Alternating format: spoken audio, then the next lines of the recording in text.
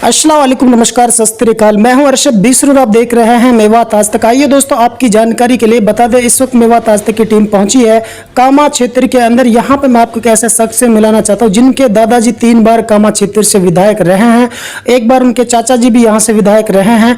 इस वक्त जो मुद्दा ये है मेरे सामने कि इन्होंने कोरोना वायरस महामारी जब से पूरी दुनिया के अंदर चले, खासकर भारत के अंदर इसने अपने पैर पसारे हैं, तब से भाई जो मेरे साथ जुड़े हैं, रहबर मजलिस खान ने काफी गरीब लोगों की मदद की है, काफी जमात के साथियों की इन्होंने मदद की है।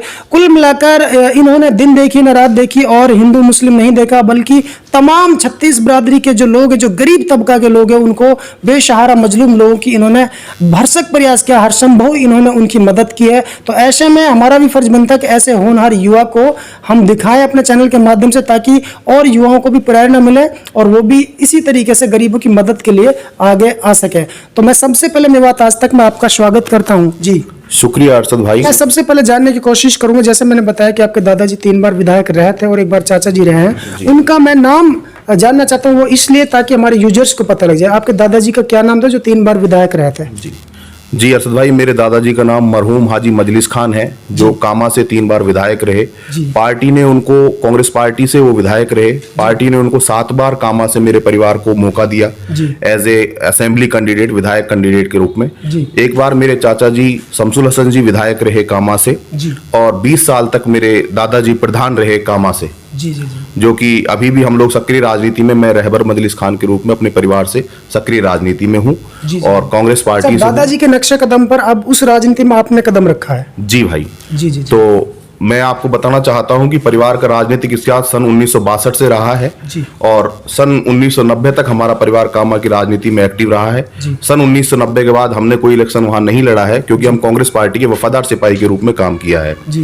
तो अरशद भाई, मैं आपको बताना चाहता हूं कि जिस वक्त भारतवर्ष में ये लॉकडाउन लगा, कोरोना नामक महामारी इस देश में फैली है और अभी भी जारी है, तो मैंने ये सोचा कि इस टाइम पे भी अगर हम लोग अपने कौम के लिए, अपने समाज के लिए, अपने इलाके के लिए आगे नहीं आएंगे तो कब आएंगे?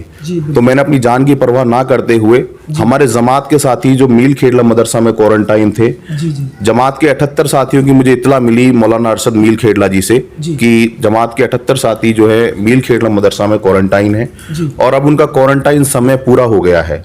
उनको घर जाने की व्यवस्था करनी है, गाड़ियों की व्यवस्था करनी है, उनके परमिशन दिलानी है।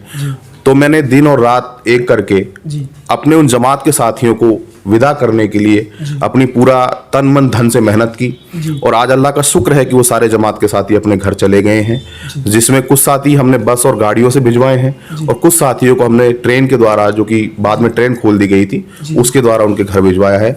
लेकिन बड़ी दुख की बात यह है कि जिस तर्ज पर बाकी प्रदेशों की सरकारों ने छात्रों को और मजदूरों को उनको घर भिजवाया है, सरकारी पैसे पर वो लोग गए हैं। हमारे कामा विधानसभा से, मैं इसको स्थानीय नेता की कमी कहूं या सरकार की थोड़ी लापरवाही कहूं, कि वो लोग खुद अपने पैसे पर और हम लोगों की कुछ मदद की वजह से अपने घर गए हैं, जो कि मेरे लिए दुख की बात है, क्योंकि कांग्रेस सरकार है और स्थानीय विधायक भी कांग्रेस का है। तो मुझे लगता है कि वो लोग कांग्रेस के पैसे, पार्टी के पैसे पर और सरकार के पैसे पर ही उनके घर जाने चाहिए थे। तो दोस्तों देखा आपने जिस तरीके से मजलिस भाई ने हमें बताया है कि उन्होंने ये एक बड़ा काम किया है ऐसे लॉकडाउन में, ऐसी महामारी में, ऐसी विपदा की घड़ी में, जहां 78 जमातियों को उन्होंने अपने अपने निवास पर, उनके गाँव में पहुंचाया है। ये अपने आप में काबिल तारीफ बात है, जो कि काम वहाँ के लोकल विधायक को करना चाहिए, वहाँ की सरकार को, वहाँ के जिला प्रशासन को करना चाहिए। उन्होंने नहीं किया, लेकिन उनकी जगह पर ये रहबर मजलिस खान जी हैं जिन्होंने इस काम को अंजाम दिया है, जो कि वास्तव में एक अच्छा और बेहतर काम। न केवल जमातियों के साथियों की मदद की, बल्कि इन्होंने आम उन लोगों की भी मदद की है जो इनके आस पड़ोस में और इधर उधर के गांव में गरीब लोग हैं, और जो रोड से गुजरने वाले राहगीर थे, उन तमाम लोगों की इन्होंने मदद की है। तो ये रहबर मजलिस भाई, आप ये बताइए, जिस तरीके से दादाजी 3 प्लान विधायक रहे थे वहाँ कामा से, तो 15 साल का पीरियड काफी लंबा हो जाता है। तो इस पीरियड के दौरान उन्होंने कौन कौन से ऐसे काम किए थे, थोड़ा हमें बता दीजिए। जी अरशद भाई, सबसे पहले तो मैं अपने दादाजी का जिक्र करने से पहले उनके लिए खिराज अकीदत के तौर पे एक शेर पेश करना चाहूँगा कि हजारों साल नरगिस अपनी बेनूरी पे रोती है, हजारों साल नरगिस अपनी बेनूरी पे रोती है, तब जाकर होता है कहीं चमन में दीदावर पैदा। तो मेरे दादाजी मरहूम हाजी मजलिस खान को कामा विधानसभा, भरतपुर और अलवर रियासत के मेव, विकास पुरुष और बाबाए कौम के नाम से जानते हैं।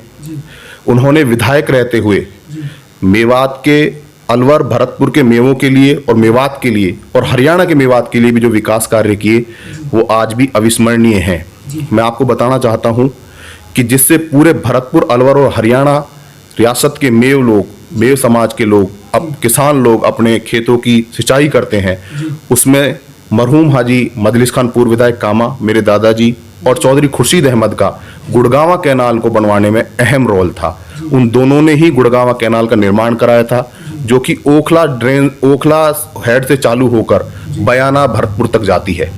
इसके अलावा उन्होंने सन 1966 में वो पहले मेव नेता थे जिन्होंने ऐसा किया, जो तत्कालीन प्रधानमंत्री स्वर्गीय श्री राजीव गांधी जी का उन्होंने सोमका में दौरा कराया था, जो कि आज तक कोई भी मेव नेता अपने विधानसभा क्षेत्र में किसी भी तत्कालीन प्रधानमंत्री का दौरा नहीं करा पाया है। 1966 में जब उन्होंने वो दौरा कराया था तो काफी कुछ सौगातें स्वर्गीय श्री राजीव गांधी जी ने उस टाइम के मुख्यमंत्री हरदेव जोशी जी को कहा था कि मैं जब मेरे दादाजी ने वहां का दौरा कराया था तो उन्होंने मेवात की जमीनी हकीकत को उनके सामने रूबरू कराया कि मेव समाज किस तरीके से बेतरतीब तरीके से बसा हुआ है और आज भी गरीबी और भूखमरी से पीड़ित है।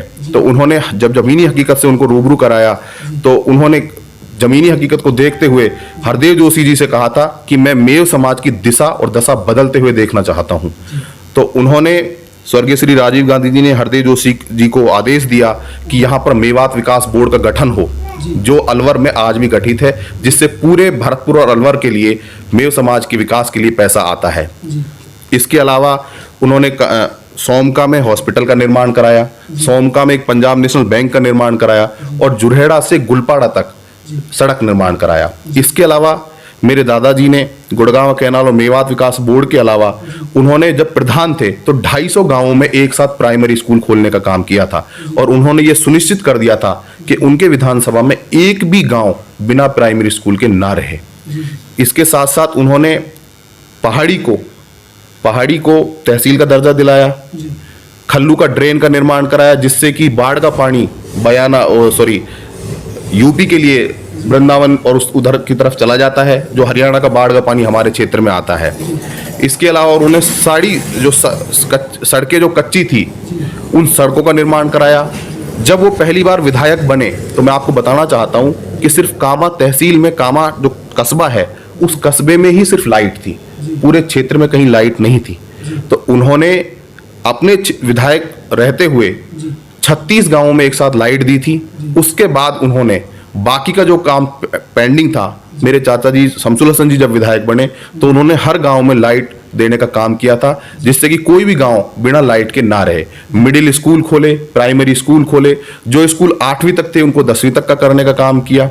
इसके अलावा कामा में सिर्फ एक हॉस्पिटल है, जो कि आज भी सिर्फ वही हॉस्पिटल है। जब वो डिस्पेंसरी था तो उस डिस्पेंसरी को उन्होंने 40 बेड का रेफरल हॉस्पिटल बनाया, जो कामा में सामुदायिक हॉस्पिटल है जो बाईपास पर बना हुआ है, वो मेरे चाचा जी शमसुल हसन जी ने अपने टाइम पे बनवाया था। इसके अलावा उन्होंने कनवाड़ा में ITI का निर्माण कराया। तो काफी ऐसे विकास कार्य हैं जो मरहूम हाजी मजलिस खान ने कराए और आज भी उन कामों के लिए उनको याद किया जाता है।